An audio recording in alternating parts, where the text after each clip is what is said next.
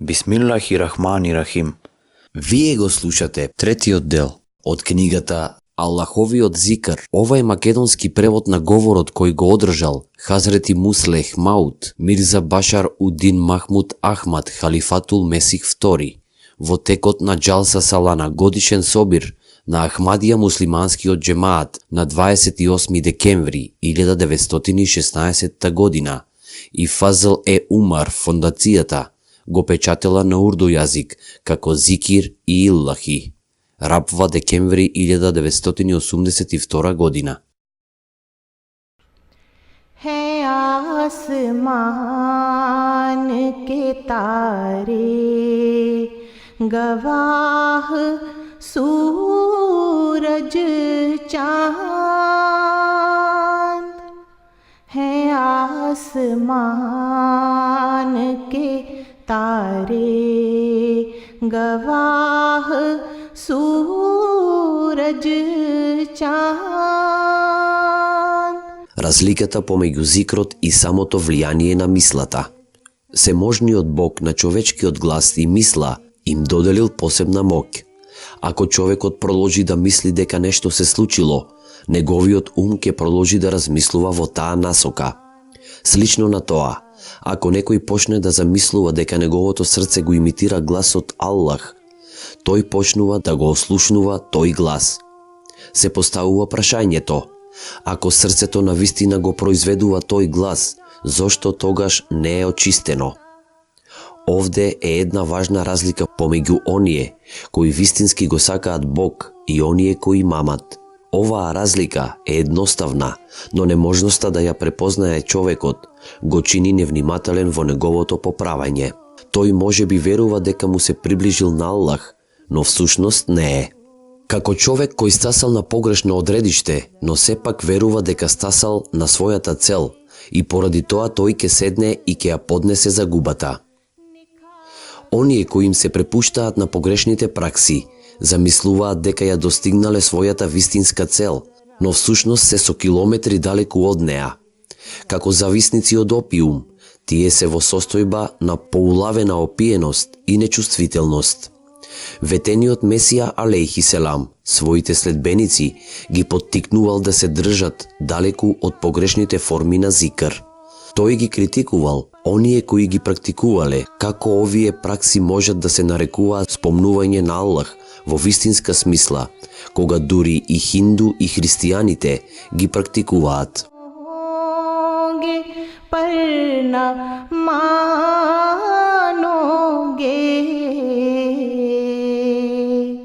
तो हो सके जो करो बार बार कर देखो. Рецитирање на зикрот на глас. А што е со учењето на зикр на глас или со слушањето песни и музика? Како што порано кажав, на човековиот нервен систем му е дадена моќ да влијае и да биде под влијание. Ушите чинат еден од деловите на нервниот систем. Тие одговараат на пријатни звуци. Ова вреди не само за човечките битија, туку исто така и за другите суштества. Ако и засвирите на флейта, на змија, таа ќе почне да танцува. Можете ли да кажете дека тоа е под духовно влијание? Воопшто не.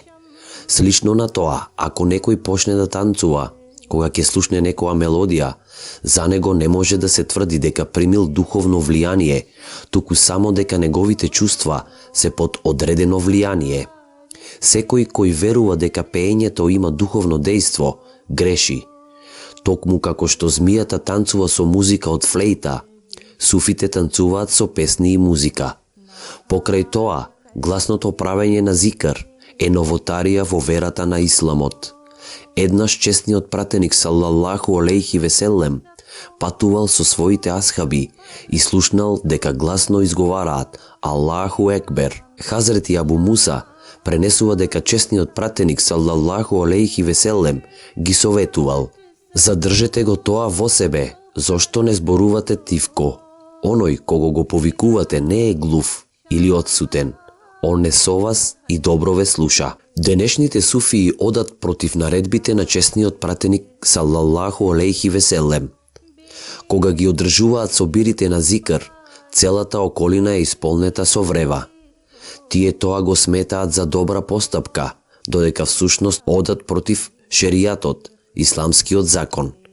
Нивната пракса, танцот, воскликот, пагањето, вртењето на глава не се во склад со учењето на исламот. Поезијата како зикр. Се зборува дека чесниот пратеник салаллаху алейхи веселем слушнал поезија, но никој не може да докаже дека поезијата ја слушнал како споменување на Аллах.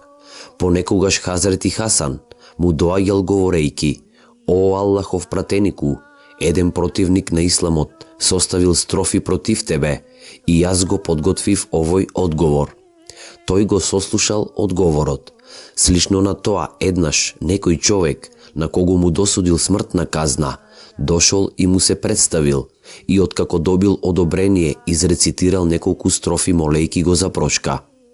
Честниот пратеник го раширил својот мантил преку него за да покаже дека му е простено. Подоцна овој човек рекол: "Јас не се плашев од смртта, но јас ја препознав вистинитоста на исламот и не сакав да умрам како неверник." Во друга прилика, некој асхаб напишал поема во текот на војната во која рекол: "Овој ден ние ќе бидеме победници или ќе ја прифатиме смртта, но нема да се повлечеме." Ништо од ова не покажува дека спомнувањето на Аллах попримило форма на занесени песни или рецитирање на поезија, ниту докажува дека асхабите танцувале или биле опиени. Сите овие пракси се новотарии. Однесувањето кое бива поттикнато со овие поеми е просто и неисламско. Исламот за тоа не дава прошка. Карактеристики на вистинскиот зикр во склад со исламското учење. Она што Аллах вели за зикри Иллахи е следното: верници се само оние чии срца затреперат кога Аллах ќе се спомне. Од него ги фаќаат морници на кожата, оние кои стравуваат од Господарот свој, и тогаш нивните кожи и срца се смируваат кога ќе се спомне Аллах, наклонувајки се. И кога им се кажуваат ајетите на милостивиот, паѓаат на сеџда, плачејки. मार मार कर देखो अटल चट्टान है सर मार मार. Според овие ајети, постапките на оние кои вистински го спомнуваат Аллах е следното: нивните срца се исполнети со страф од Аллах, бидејќи се подсетуваат на статусот и славата на Бог. Нивните кожи се ежат, тоест дланките на нивното тело се креваат поради стравот. Нивните тела смекнуваат, нивните срца стануваат меки. Тие паѓаат на сеџда, тоест тие почнуваат да прават ибадет на Бог. Тие плачат и липаат. Ова се петте состојби спомнати во чесниот Куран. Ако танцот, скокањето, пагањето во несвест или викањето беа соодветни со состојби на зикр, семокниот Бог сигурно ќе зборуваше и за нив. Тој ниту едно од нив не ги спомнува, според тоа тие немаат ништо со спомнувањето на Аллах. Вистинскиот зикр го исклучува танцот и викањето. Никој не може да тврди дека сегашните пракси се точни додатоци на праксата која Аллах ја навел, бидејќи зборовите кои Аллах ги употребил потполно ги исклучуваат. Употребените зборови се вајл, иксхирар, талиин и юлууд. Вајл покрај другото значи и мекост и трошење. Тоа бара состојба на одмор, но денешните суфии се движат наоколу во состојба на лудост, што е спротивно на овој концепт. Слично на тоа, икширарун се појавува кога кожата се ежи од стравот. Тоа исто така бара состојба на мир, бидејќи во стравот човекот е вчудовиден и не се движи. Зборовите талиина и јолуудин едноставно бараат состојба на одмор. Соодветен збор во арапскиот јазик за да се искаже движење е турп. Таа се употребува за напевите и скокањето од веселба. Овој збор не е употребен во чесниот Куран за спомнување на Аллах. Лексиконите велат дека состојбата на турп е спротивна на состојбата на понизност и покорност, која според честниот Куран настанува од спомнувањето на Аллах. Според тоа, скокањето и движењето не можат да произлезат од вистинското спомнување на Аллах. Тие би правеле состојба на турп, која е спротивно на понизност и покорност, кои се соодветен резултат на спомнување на Аллах. Исламот подучува рационалност, мудрост и важност на следењето на правиот пат, а не безумност и лудост, кои водат во фрлањето натаму наваму, во скокање и викање. Ова не може да биде учење на Ислам. Губењето на свеста не може да биде соодветен резултат на зикрот. Паѓањето во несвест исто така не е соодветно на исламското учење за совладувањето на силните чувства. На муслиманот кој ќе доживее трагична смрт, на некој близок дозволено му е да пролева солзи во тага, но не и тоа да го искажува јавно и да кука, ниту да паѓа во несвест. Еднаш честниот пратеник салаллаху алейхи веселем поминувал покрај жена која немала трпение во својата болка и кукала над гробот на своето дете. Тој ја советувал да има трпение. Таа кажала: ако тебе ти умреше дете, ќе разбереше колку е тешко да покажеш трпение. Таа тоа го кажала од незнаење.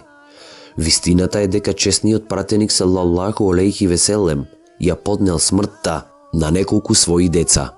Накратко, кукањето и паѓањето во несвест се предизвикани од нетрпение и недостаток на надеж. Понекогаш нетрпението се појавува од слабоста на срцето и дури ниту тогаш тоа не е пожелно. Во времето на Хазрети Јунаид бил еден постар зналец кој паѓал во несвест кога ќе се спомнувал Аллах. Кога неговите студенти го прашале за тоа, тој одговорил: јас сум стар и поради тоа се онесвестувам. Внимавајте, тој губењето на свеста не го препишал на висока духовна положба, туку само на својата физичка слабост. Што се однесува до паѓањето во несвест, поради очајот и безнадежноста, Аллах вели: не очајувајте во милоста Аллахова, никој не губи надеж во милоста Аллахова, освен луѓето кои не веруваат. Секој кој паѓа во несвест поради безнадежност прави дело на неверување. Ако тоа му се случи поради слабоста на срцето, тој е болен. Во ниту еден случај нема мудрост. За прашањето на губењето на свеста се расправало и во времето на асхабите на честниот пратеник салаллаху алейхи веселем. Хазрети Абдулах бин Зубаир ја прашал Хазрети Есма за губењето на свеста. Таа одговорила: јас барам за солниште кај Аллах од проклетиот шејтан. Синот на Хазрети Абдулах бин Зубаир пренел дека видел како луѓето паѓаат во несвест кога ќе го слушнат учењето на честниот Куран. Хазрети Есма, ќерка на Абу Бакр и самата асхаб одговорила: ако видите такво нешто, сведоци сте на шејтанско дело. Ибн Сирин, автор на добро познатата книга за интерпретацијата на соништата, бил зет на Хазрети Абу Хурейра. Нему еднаш му било кажано за некој кој паѓа во несвест кога ќе ги слушне ајетите на честниот Куран. Тој одговорил: ставете го на висок ѕид и тогаш учете му го целиот Куран, не само еден ајет. Ако падне во несвест, јас ќе се согласам дека е под дејство на учењето на честниот Куран. Дури и сега, оние кои се преправаат дека се во несвест, внимателно избегнуваат повреда. Освен погрешка, тие не паѓаат од покрив или од места кај што можат да бидат повредени. Општо, тие паѓаат во маса други луѓе. Накратко, сите новотари воведени во зикрот се погрешни и забранети. Тие заслужуваат осуда, бидејќи ја уништуваат духовноста. Тие го понижуваат човекот до статусот на мајмун и мечка. Исламот сака човекот да го направи во лик на мелек и овие начини ги смета за залудни и безкорисни. इज्ज़ इख्तियार कर देखो हैं आसमान के तारे गवाह सूरज चाँद पड़े हैं मांद, जरा कुछ विचार कर देखो.